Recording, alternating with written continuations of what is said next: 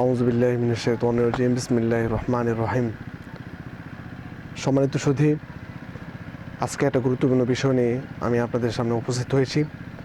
সেটা হলো, আমাদের মধ্যে এমন অনেকেই রয়েছেন যারা মানুষকে মন্দ বলে ডাকে, মানুষের নাম নিয়ে ব্যঙ্গচিত্র করে। আল্লাহ তাআলা কুরআনুল কারীমের মধ্যে সূরাতুল হুজুরাতের 11 নম্বর আয়াতে বলছেন, ওয়ালা তানাবাযু বিল আলকাব, তোমরা মানুষকে মন্দ নাম ডাকা থেকে তোমরা বিরত থাকো, তোমরা মানুষকে মন্দ নাম বলে ডেকো না।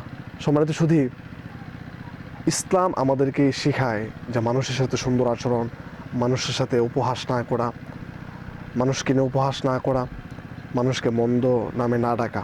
আমাদের সমাজে এমন অনেক দেখা যায়, একটা মানুষ অসুস্থ, তাকে নিয়ে ব্যঙ্গচিত্র করা হয়, কিংবা একটা মানুষের পা নাই, কিংবা একটা মানুষের হাত নাই, তাকে নিয়ে বলা হয় তুই ল্যাংড়া, তোর হাত নাই, পা নাই, বা বিভিন্নভাবে তাকে অপমান করা হয়।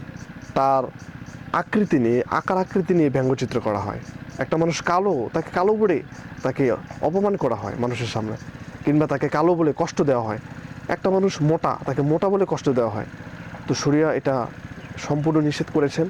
ইসলাম আমাদেরকে সভ্যতা, ভদ্রতা, শিষ্টাচারিতা এগুলো শেখায়। কাউকে মন্দ নাম বলে ডাকা, এটা শরিয়া দৃষ্টিতে একদমই জঘন্য। একটা মানুষকে আপনি মন্দ নাম বলে ডাকলেন, আপনি অন্য নামে তাকে ব্যঙ্গচিত্র করলেন, সে যদি কষ্ট পায় আপনি মারাত্মক পর্যায়ে গুনাহগার হবেন।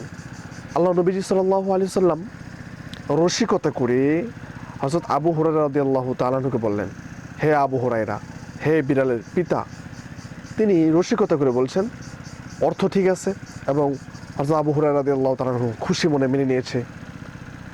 আরেকটা কথা হলো যে আপনি একটা মানুষকে নাম বিকৃতি করে, নাম পরিবর্তন করে আপনি তাকে ডাকছেন, এক্ষেত্রে সে যদি কষ্ট পায় তাহলে আপনি মারাত্মক পর্যায়ে গুনাহগার হবেন। সে যদি এটা খুশি মনে মেনে নেয় তাহলে এটা ঠিক আছে, কিন্তু কথা হলো কাউকে মন্দ নাম বলে না ডাকাই উচিত। এর অর্থ যদি বিকৃতি হয়, কিংবা এমন অর্থ হতে পারে আপনি কারো নাম ধরে ব্যঙ্গচিত্র করে ডাকলেন, এমনও হতে পারে তার নামের অর্থ পরিবর্তন হয়ে যেতে পারে। এমনও হতে পারে আপনি তার নাম বিকৃতি করার কারণে এমন অর্থ দাঁড়িয়েছে আপনার ঈমান চলে গেছে, কিংবা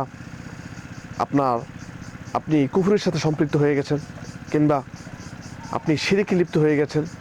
এজন্য খুব সাবধানতার সাথে থাকতে হবে, এবং অপর ভাইকে নাম বিকৃতি করে ডাকা যাবে না, মন্দ নামে ডাকা যাবে না, কারণ আল্লাহ তাআলা কোরআন কারীমের মধ্যে এটা নিষেধ করেছেন। আসুন আমরা এই ধরনের কর্মকাণ্ড থেকে নিজেদেরকে বিরত রাখি, মানুষের সাথে সুন্দর আচরণ করি, মানুষকে মন্দ নাম বলা থেকে, মন্দ নামে ডাকা থেকে নিজেদেরকে হেফাজত করি। সবাই ভালো থাকবেন, সবাই আমার ভিডিও শেয়ার করে দিবেন, সুস্থ থাকবেন। আসসালামু আলাইকুম ওয়া রাহমাতুল্লাহি তাআলা ওয়া বারাকাতুহু।